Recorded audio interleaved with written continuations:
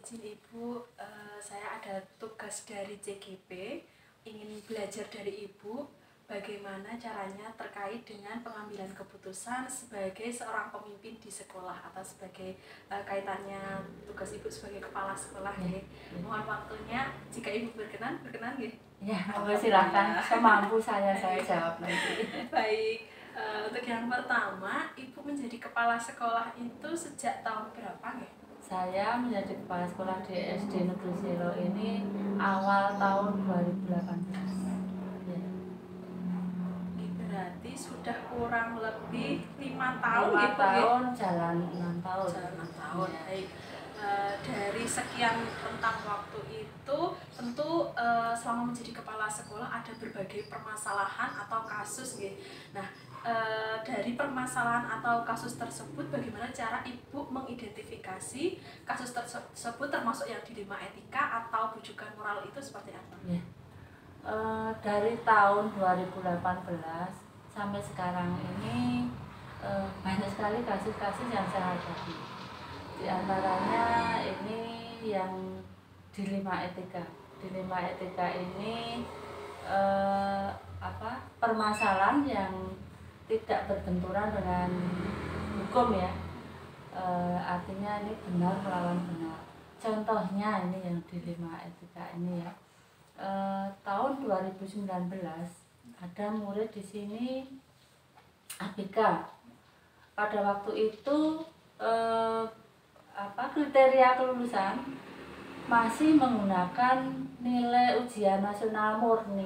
Jadi ketika ada anak ABK tahun 2019 ini, saya turunkan nilai kriteria minimal kelulusan ini saya turunkan agar mengingat bahwa ABK ini bisa lulus.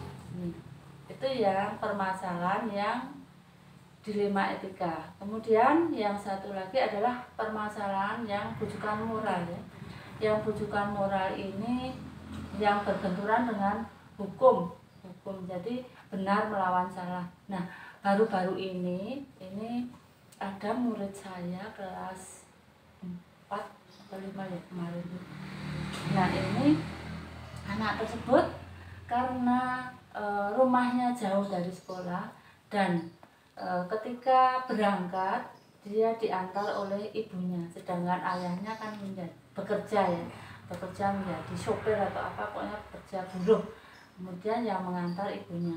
Nah, pada waktu itu ibunya sakit sehingga anak tersebut tidak berangkat sekolah karena tidak ada yang mengantar. Berbagai cara sudah kami upayakan, kami berusaha ke rumah anak tersebut dan memberi masukan, tapi ternyata masih saja anak tersebut berangkat tidak, sehingga karena anak tersebut bisa mengikuti pelajaran, jadi kita memang melawan hukum ya, kita rekayasa kehadirannya sehingga bisa naik kelas. Tadi sudah Ibu sebutkan berbagai permasalahan kaitannya dilema etika. Tadi ada siswa ABK nggih Bu. Jadi Ibu melakukan setelah melakukan diskusi akhirnya menetapkan untuk menurunkan standar kelulusan. Nah, berkaitan dengan permasalahan tersebut, selama ini bagaimana Ibu menjalankan pengambilan keputusan di sekolah jika misalnya ada dua kepentingan yang sama-sama benar atau sama-sama yang mengandung nilai kebajikan Bu. Nah, ini bagaimana kalau kondisinya ini sama-sama benar? Iya. Seperti ini, yang pertama kali saya menganalisis permasalahan tersebut. Bagaimana dampaknya kalau anak ini nanti tidak saya luluskan, besar atau kecil. Kalau saya luluskan dampaknya bagaimana? Yang satu lagi yang tadi yang tidak berangkat tadi juga saya analisa dampaknya bagaimana, sedangkan anak ini bisa mengikuti pelajaran. Seandainya tidak saya naikkan dampaknya bagaimana, saya naikkan dampaknya bagaimana. Nah, setelah itu saya menentukan pilihan untuk mengambil keputusan. Nah, setelah itu saya evaluasi keputusan yang saya ambil tadi, kembali kita analisis dari yang baik yang terbaik dari sudut pandang kebermanfaatan, manfaat atau tidak, dari sudut pandang kepentingan orang banyak atau nilai-nilai kebijakan. Nah, setelah saya analisis, saya juga musyawarah dengan para guru juga, ya, musyawarah dengan para guru. Tidak hanya keputusan saya seorang ya, kita bermusyawarah dengan warga sekolah, dengan komite juga, kami juga bermusyawarah. Kemudian setelah mendapat kesepakatan, baru menentukan pilihan keputusan yang terbaik. Jadi eksekusinya atau mengimplementasikan keputusan tersebut, dan keputusan tersebut bisa kita laksanakan.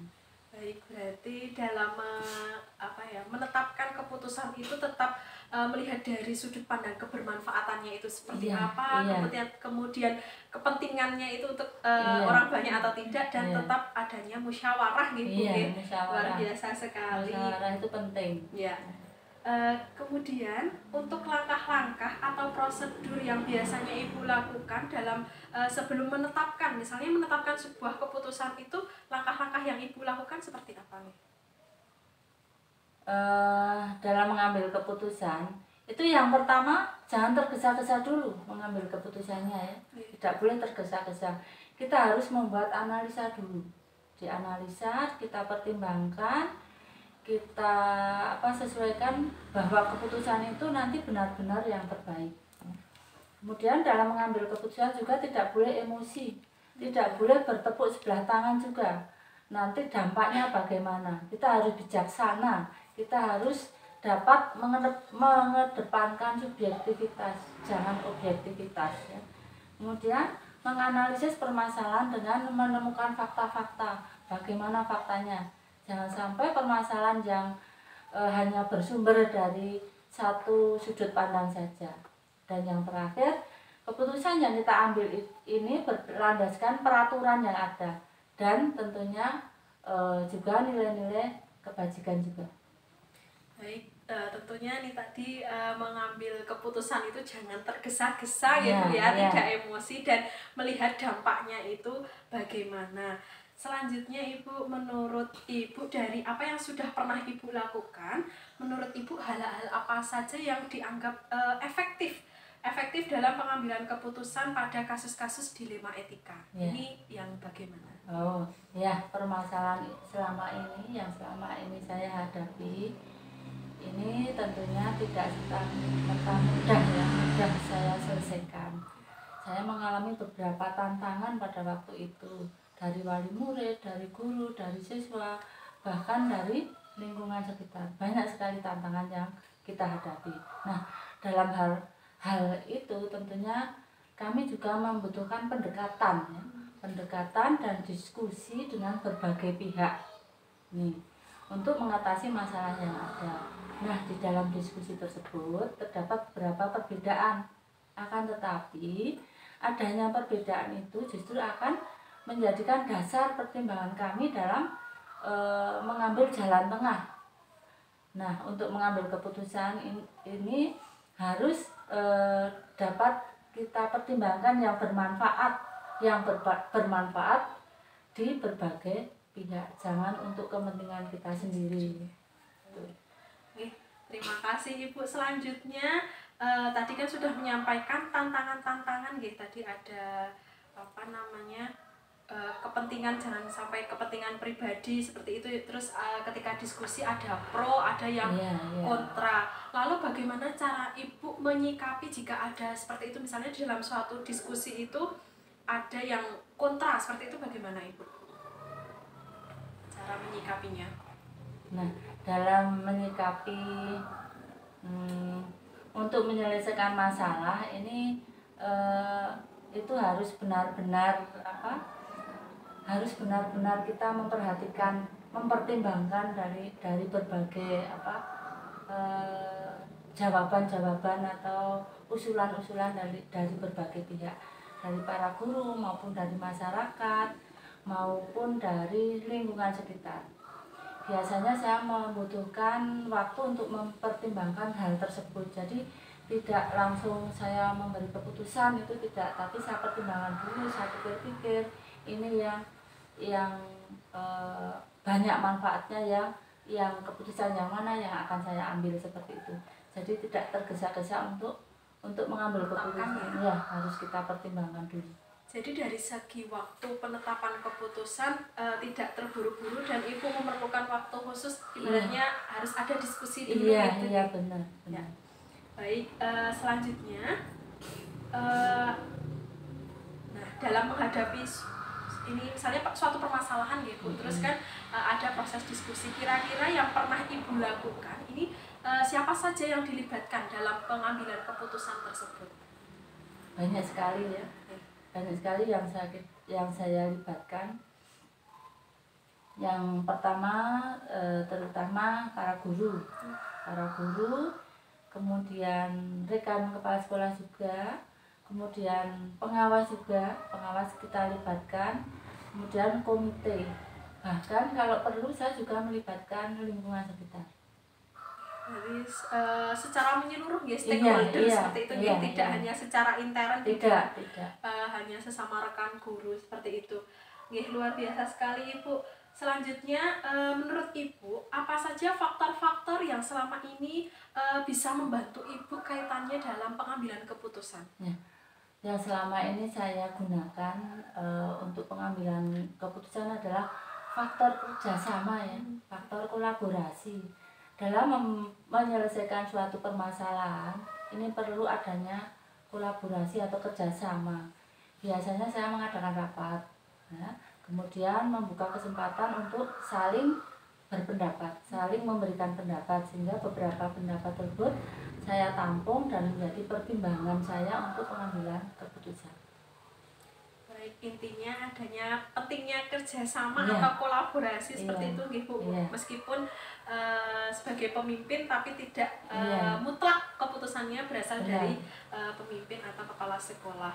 Baik Ibu, pertanyaan terakhir, dari semua hal yang telah Ibu sampaikan tadi, pembelajaran atau hal yang yang bisa kita ambil atau yang kita petik dari pengalaman Ibu dalam mengambil keputusan dilema etika ini seperti apa? Yang saya ambil dari pembelajaran tersebut adalah mengambilkan keputusan saya harus mempelajari permasalahan terlebih dahulu. Jadi dalam saya memberikan keputusan itu saya pelajari masalah apa, kami telaah dulu dasarnya apa, peraturannya apa, kemudian baru mengambil keputusan yang terbaik di antara yang baik. Dengan adanya komitmen bersama dalam menjalankan keputusan dan perlunya kolaborasi dari berbagai pihak. Tujuannya adalah agar keputusan yang nantinya kami ambil itu adalah demi kebaikan dan demi perkembangan sekolah, tidak sepihak. Terima kasih, saya sangat terinspirasi dari pengalaman Ibu kaitannya ketugasan sebagai kepala sekolah. Dapat saya simpulkan bahwa dalam mengambil keputusan diantaranya kita tidak boleh tergesa-gesa, kemudian kita harus menelaah terlebih dahulu masalahnya itu seperti apa, kemudian dari sudut kebermanfaatan, kepentingannya, kemudian ini yang menjadi tantangan memilih yang terbaik di antara yang baik. Memang sulit memilih yang terbaik di antara yang baik. Dan tentunya adanya komitmen dan kolaborasi seperti itu. Baik Ibu, terima kasih sudah cukup, sangat bermanfaat tentunya untuk saya ke depannya seperti apa. Terima kasih atas waktunya. Assalamualaikum warahmatullahi wabarakatuh. Waalaikumsalam warahmatullahi wabarakatuh. Semoga sukses terbaik. Bapak. Waalaikumsalam warahmatullahi wabarakatuh. Mohon izin kepada Bapak, saya ingin belajar dari Bapak. Ini kebetulan juga ada tugas dari CGP untuk mencari tahu atau belajar dari pemimpin sekolah atau kepala sekolah. Kebetulan Bapak sebagai kepala sekolah di SD Negeri Kokap, izinkan saya untuk mewawancarai Bapak kaitannya dengan mengambil keputusan sebagai seorang pemimpin di dalam sekolah. Apakah Bapak mengizinkan? Ya, mengizinkan. Alhamdulillah.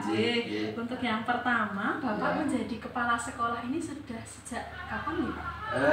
Saya diangkat sebagai kepala sekolah itu sejak tanggal 18 April tahun 2009. saya ditempatkan di SD Negeri 2 Sermo Kota. SD Negeri 2 Sermo, berarti setelah dari SD Negeri 2 Sermo? Saya dimutasikan di SD Negeri 2 Jaturan, Kapanewon Pengasih. Terakhir di SD Negeri 2, Ya, berarti kurang lebih sudah lama ya Pak, 14 tahun ya, ini. kurang lebih Nggih. segitu. Ya, selama kurun waktu sekian tahun ini, 14 tahun ya kurang lebih, tentu Bapak mengalami berbagai permasalahan mungkin ya. Nah, atau beberapa kasus. Nah, kaitannya dengan hal tersebut, bagaimana cara Bapak untuk mengidentifikasi mana yang termasuk dilema etika atau yang termasuk bujukan moral itu yang seperti apa? Terima kasih. Memang di antara 3 sekolah itu semua mengalami suatu masalah. Dan masalahnya juga berbeda-beda. Yang di SD Negeri 2 Sermo itu waktu itu memang tidak punya musola, tidak punya musola. Kemudian Bapak Ibu guru untuk membimbing anak-anak untuk sholat jamaah itu hanya diseketkan atau ditempatkan di belakang kelas. Itu kemudian berjalan kira-kira 1 sampai 2 tahun seperti itu, sehingga permasalahan itu muncul dalam benak saya, bagaimana cara SD Negeri 2 semua punya musola. Ide itu kemudian saya sampaikan ke teman-teman guru, PTK, dan juga komite waktu itu. Nah, sekarang permasalahannya bahwa SD Negeri 2 Sermo tidak punya tanah untuk mendirikan musola.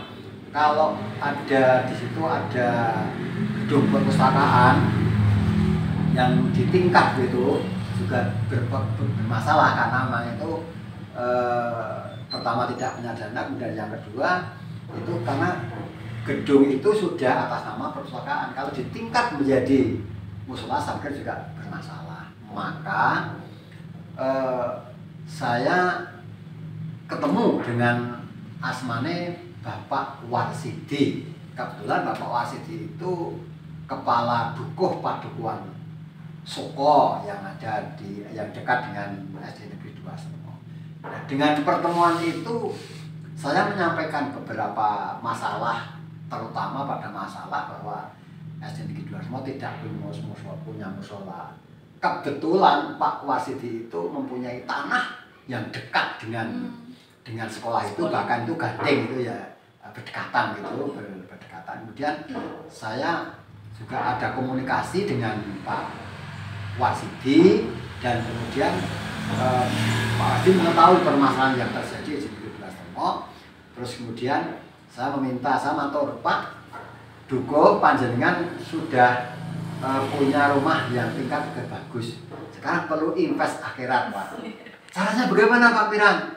Caranya ada cara, Pak. Caranya yaitu dengan mewakafkan tanah yang dekat sekolah itu untuk musola. Oh iya, Pak. Oke. Tetapi saya tak musola dengan keluarga. Betul, selang 2-3 hari kemudian Pak Warsidi datang ke sekolah untuk mengaturkan tentang menyampaikan bahwa kesepakatan keluarga, oke, tanah itu sebagian untuk musola. Nah, disitulah awalnya. Kemudian setelah itu Pak Warsidi memberikan surat hibah, tanda hibah gitu dari keluarga, ditandatangani oleh kepala desa waktu itu, dan kemudian itu saya musyawarahkan antara komite, tokoh masyarakat, kemudian juga dukuh setempat, juga RT, RW setempat itu, kemudian terjadilah rencana pembangunan musola. Nah, disitulah dari peserta rapat itu idenya bagus sekali, karena masih tebing begitu, idenya akan dibangun, akan dibongkar itu tebing, nanti kerja bakti, Pak. Kemudian juga saat ini diminta untuk buka rekening, kemudian yang punya saudara-saudara di Jakarta, di Bogor, di Gunung Kidul, di Jawa Timur tuh dikabari untuk mengirim dana lewat rekening yang saya buka tadi, dan kemudian waktu itu terkumpul 22.500.000. Kemudian juga dari warga masyarakat juga ada yang bantu kayu, ada yang membantu batu, ada yang bantu pasir, tenaga pun juga dibantu waktu itu, sehingga tidak lama terwujud musola SD Negeri 2 Solo. Alhamdulillah, luar biasa sekali. Kaitannya tadi tidak punya tanah Iya, gitu, betul. tapi tidak menyurutkan semangat Bapak untuk bagaimana caranya mewujudkan mimpi sekolah untuk memiliki musola. Luar biasa. Dan itu sudah karena Pak Warsidi itu, tapi nanti sampai dengan sertifikat nanti saya tidak loh Pak, saya oke, saya sudah nanti taken, nanti saya sudah, dan sampai sekarang sudah bersertifikat, artinya tanah yang diwakafkan itu sudah benar-benar milik, sudah bersertifikat itu, jadi gabung dengan SD 2 Solo. Jadi saya tidak timbul masalah di akhir. Alhamdulillah. Kaitannya dengan permasalahan tersebut berarti termasuk yang dilema etika atau bujukan moral, Pak? Dilema etika itu. Dilema etika. Baik, menurut Bapak antara dilema etika dengan bujukan moral itu perbedaannya bagaimana ya, Pak? Iya. Kalau dilema etika kemudian yang bujukan moral itu karena memang apa ya, kalau yang bujukan moral itu kan sudah ada suatu permasalahan, kemudian juga ada semacam rintangannya, kemudian bagaimana agar bisa terlaksana. Nah itu menurut saya lebih baik dan lebih bagus yang dilema etika. Baik, terima kasih Bapak, luar biasa atas pemaparannya permasalahan. Alhamdulillah sudah terdapat solusinya guys dari tadi. Kemudian menurut Bapak selama ini tentunya kan tidak hanya masalah tadi guys, ada berbagai permasalahan. Nah, dalam menjalankan atau pengambilan keputusan di sekolah itu bagaimana untuk kasus, misalnya ada 2 kasus di mana kegiatannya itu sama-sama benar dan sama-sama mengandung nilai kebajikan, itu bagaimana Bapak? Oh iya. Caranya bagaimana? Kalau di situ ada permasalahan yang semuanya benar dan semuanya baik, itu dalam cara saya mengambil keputusan itu yang pertama akan saya lihat dulu, akan saya cermati dulu, itu lebih bermanfaat yang mana, tujuannya itu misalnya jadi kesepakatan itu lebih menguntungkan yang mana. Yang pertama, dan yang kedua, walaupun sebenarnya dalam hati saya itu saya sudah memilih yang A dan yang B, itu tetap saya tawarkan dengan teman-teman, guru, PTK, itu saya berikan permasalahan. Coba di antara 2 permasalahan yang baik ini menurut penjelasan seperti apa, satu-satu kemudian. Walaupun nanti pada akhirnya saya akan merujuk ke yang lebih menguntungkan untuk digunakan lebih banyak daripada warga sekolah itu. Gitu. Baik, luar biasa. Berarti dari segi kebermanfaatan, ya, kemudian betul. Bapak juga melibatkan diskusi dengan rekan guru, ya. Betul. Luar biasa, ya. Kemudian untuk langkah-langkah atau prosedur dalam Bapak misalnya mengambil suatu keputusan tadi, ya. Ini langkah-langkahnya bagaimana Pak? Selain melihat dari kebermanfaatan, kemudian diskusi, ini bagaimana langkah-langkahnya dalam menetapkan misalnya pilihan terakhir ini? Ya, itu langkah-langkah yang saya tempuh untuk mencapai tujuan tersebut itu memang ada beberapa tahapan. Tahapan yang pertama itu barang tentu saya mencari kesepakatan dari teman-teman. Gitu. Setelah kesepakatan dari teman-teman dari warga sekolah, terutama teman-teman guru dan PTK itu sudah oke, itu baru saya melangkah keluar. Keluar itu saya melibatkan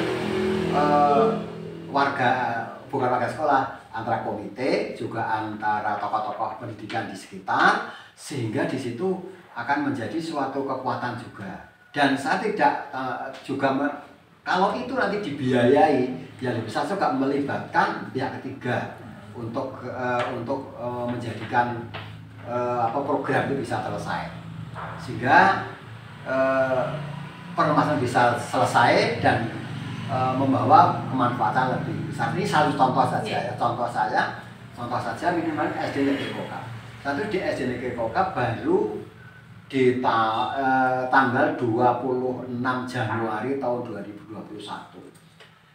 Selang 6 bulan di SD Negeri Kokap itu, bahwa SD Negeri Kokap sejak berdiri tahun 1945 itu berdiri SD Negeri Kokap, sampai saya dimutasi dia itu belum bisa dinaiki sepeda motor apalagi mobil. Jadi sekolah itu benar-benar tidak bisa terjamah oleh motor apalagi mobil lah. Disitulah saya untuk berpikir bagaimana agar SOKAP itu bisa terjamah atau bisa dinaiki motor atau mobil. Alhamdulillah sekarang di tahun 2023 ini sudah bisa dijangkau motor atau kendaraan. Untuk dananya Pak, saya tertarik sekali kaitannya dengan jalan gitu. Alhamdulillah sekarang SD Negeri Koka bisa bisa dilewati atau ada jalan ya, jalan-jalan khususnya. Ini dananya dari mana nih Pak kalau boleh tahu? Nah, ini begini. Jadi waktu, maaf ya, ini agak kembali ke belakang. Ketika saya memprogramkan itu, ternyata teman-teman guru juga tidak banyak yang tidak setuju. Memikir terus bagaimana dananya Pak? Kalau akan buat jalan naik seperti ini akan menghabiskan berapa? Paling tidak itu sekitaran 30 sampai 40 juta. Saya bilang, nek jenengan kan jalan sudah setuju, lebih ke dana nanti Pak, Bapak Ibu ya. Sekarang ya yang penting setuju dulu. Nanti kalau sudah setuju, nanti saya akan punya solusi-solusi untuk mencari dana. Nah, waktu itu pertama saya mencari mengumpulkan tokoh masyarakat, komite, juga wali, juga tokoh pendidikan itu Pak Sianta. Saya juga matur ke Pak Newu ya, Pak Newu. Terus kemudian saya juga ke Pak Lurahnya, juga dewan setempat ini saya hubungi. Kemudian tidak lupa juga karena di Kokap ini ada pertambangan ya, pertambangan batu ansip yang ada di Gunung Wergo itu juga saya menghubungi ke tambang tersebut, sehingga dari itu ada kesepakatan, ada musyawarah, ada kesepakatan untuk dana. Ternyata dengan kita menghadirkan di stakeholder yang lain, ternyata mencari dana itu lebih mudah. Yang sulit adalah kita untuk mencapai kesananya tadi, untuk menuju bagaimana akhirnya biar iya di situ. Tapi untuk mencari dana itu ternyata kepedulian dari warga, dari tokoh masyarakat, dari pertambangan tersebut ternyata akan bisa terbangun jalan tersebut, dan itu sepanjang kira-kira 30 meter, lebar itu 3 meter, itu menghabiskan dana 38.750.000. Nah, itu biasa sekali. Berarti untuk tantangan selama ini ketika Bapak mengambil keputusan itu terutama dari mana Pak ini tantangannya ketika mau mengambil keputusan? Oke. Tantangannya banyak, ternyata tantangannya banyak sekali itu ya. Pertama dari teman-teman. Mengira membuat jalan yang sekian mau naik, bahkan ada parkiran yang kecil itu harus dihapus gitu. Saya harus ke dinas itu matur bahwa ini harus dihapus Pak karena akan buat jalan naik. Oke, ternyata juga mudah itu karena memang ngasih bahwa SDK harus punya jalan naik. Kemudian teman-teman juga, wah kira-kira saya pesimis Bapak, kalau itu bisa terbangun jalan naik itu saya pesimis. Ya sudahlah. Terus kemudian juga ada tokoh masyarakat namanya Pak Sugeng Sibogo ya, juga dulu guru di SDK ini. Ketemu dengan saya itu di pasar ya, di pasar ketemu. Sudah mungkin Pak kalau dibuat jalan. Aku sudah gambarkan kalau itu bisa dibuat jalan gitu. Ya sudahlah Pak, didoakan semoga bisa laksana. Itu tantangan juga ada dari dalam, juga dari luar ya. Tapi saya kepikiran bahwa ini kalau saya lihat ini masih ada jalan yang lebih sulit untuk naik. Jadi di pegunungan itu memang rata-rata ada itu kan kondisi tanah kan naik turun. Nah, kalau dari jalan bawah sampai atas itu sepertinya itu masih agak landai gitu. Sehingga menurut saya tetap bisa gitu. Gitu jadi Bapak melihat ada potensi sekolahnya dan tetap niatan dari Bapak yang begitu kuat, luar biasa sekali.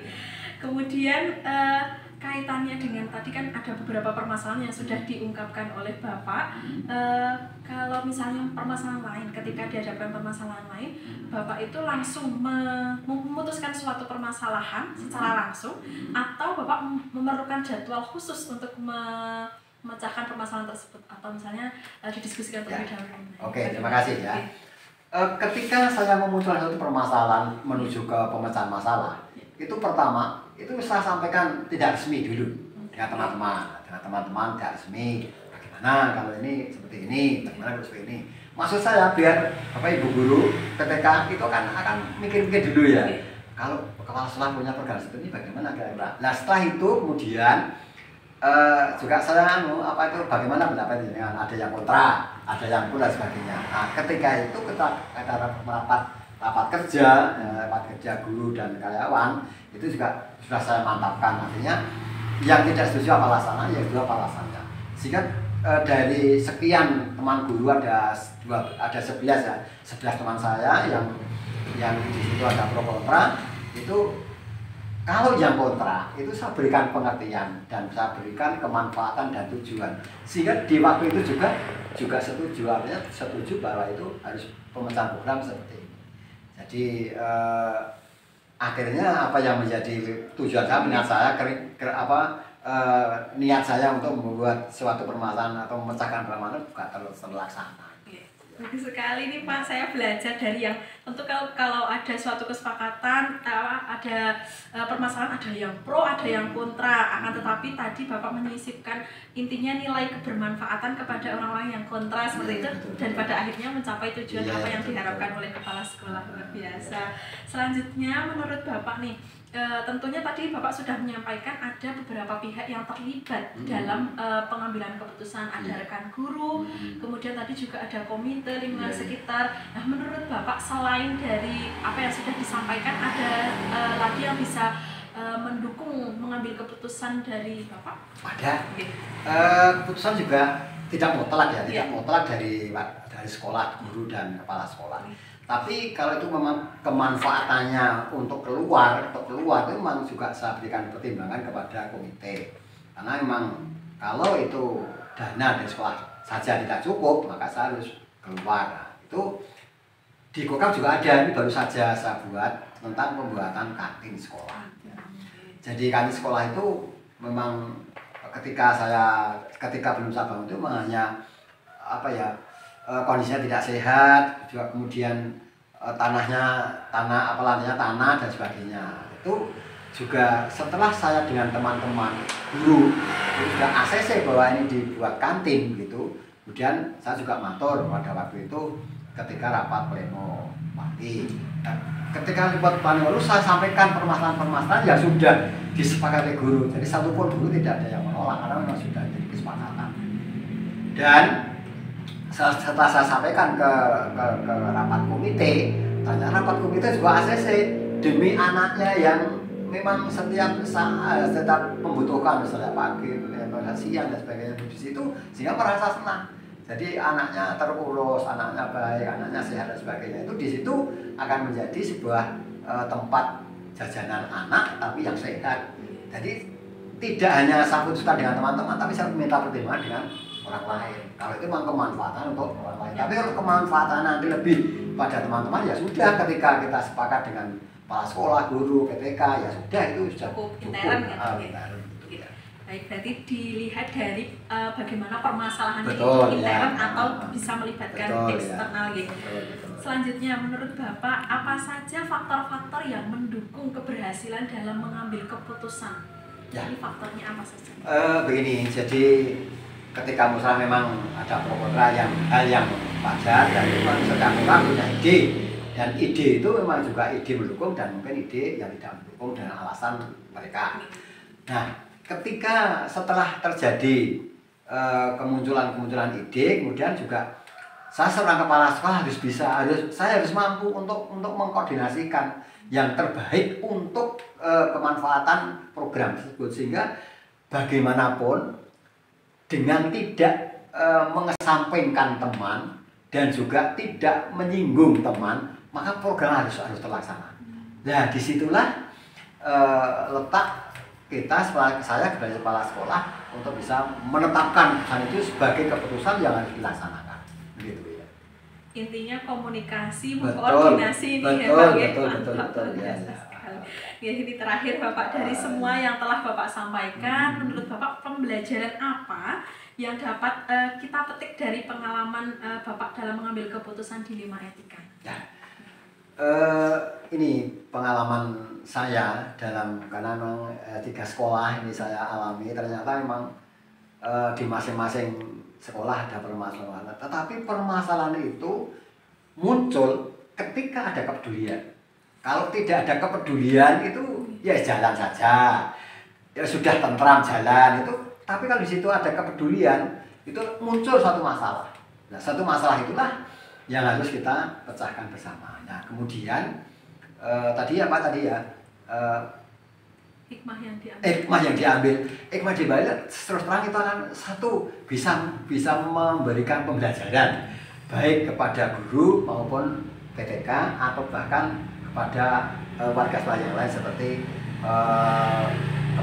seperti wali murid dan komite dan tokoh masyarakat setempat. Yang berikut kemanfaatan untuk program tersebut kan menjadikan sebuah sarana yang bisa menunjang pembelajaran untuk siswa. Baik, terima kasih Bapak atas sesi sharingnya, luar biasa, sangat menginspirasi. Jadi kendala-kendala atau hambatan yang mungkin selama ini dihadapi di sekolah tapi tidak menyurutkan semangat Bapak untuk mencari solusi dari permasalahan tersebut. Terima kasih luar biasa Bapak. Sama-sama. Assalamualaikum warahmatullahi wabarakatuh. Waalaikumsalam warahmatullahi wabarakatuh.